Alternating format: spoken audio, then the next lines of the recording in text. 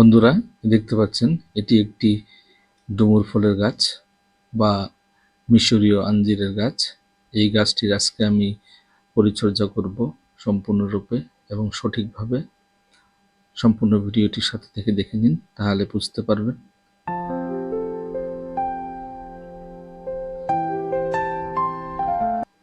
বন্ধুরা, সবাইকে স্বাগতম জানাই মুশফিক অর্গানিক গার্ডেনে।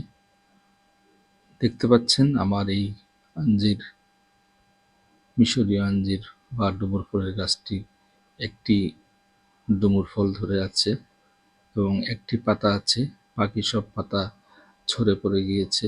কারণ শীতের সময় এই গাছে পাতা সব ঝরে পড়ে যায় এবং যখন আমাদের বর্ষাকাল শুরু হয় তখন আবার আমাদের এই গাছ ভর্তি হয়ে যায় পাতা দিয়ে এবং অনেক ফল আসে।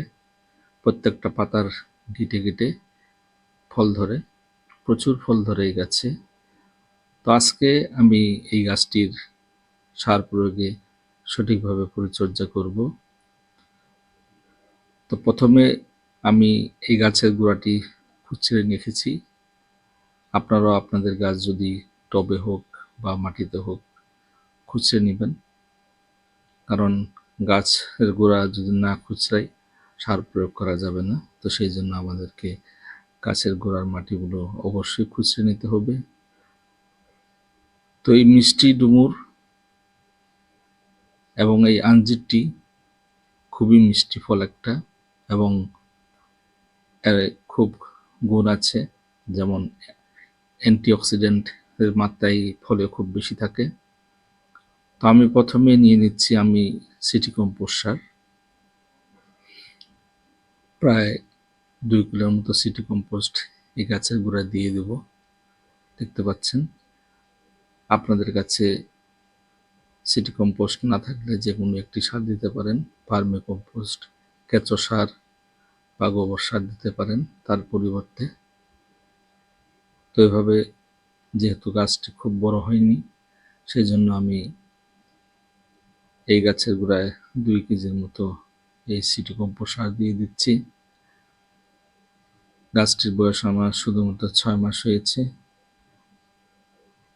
আর 6 মাস পূর্বে লাগানোর পরে আমাদের শীত চলে এসেছে, সেই জন্য গাছটি বড় হতে পারেনি। তো তারপর আমি দিয়ে দিচ্ছি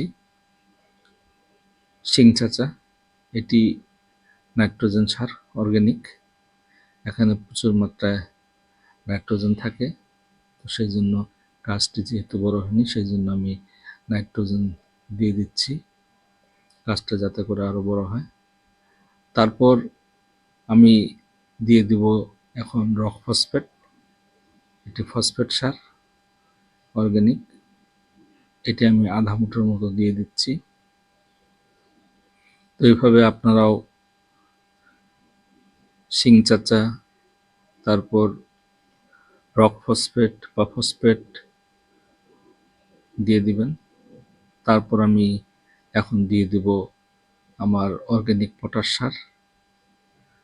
এটি 1 মুঠোর মতো নিয়ে দিব আমি। দেখতে পাচ্ছেন অর্গানিক পটাশ, এটি আমি 1 মুঠোর মতো নিলাম। তারপর এখন আমি চারপাশে ছিটিয়ে দিচ্ছি। তো এইভাবে আপনারাও ছিটিয়ে দিবেন। তারপর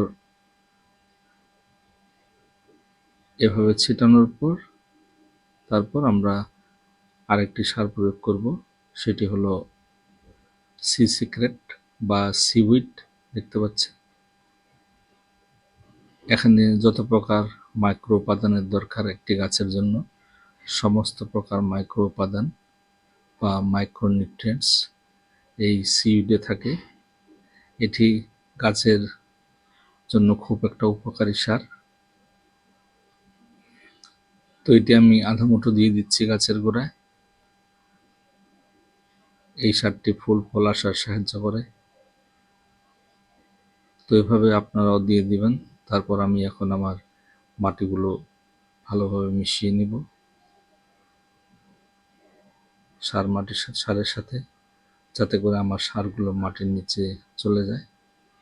কারণ সারগুলো মাটির উপরে থাকলে আমাদের সারগুলো ধুয়ে যাবে, সেই জন্য আমাদেরকে সারগুলো মাটির নিচে দিয়ে দিতে হবে মিশিয়ে।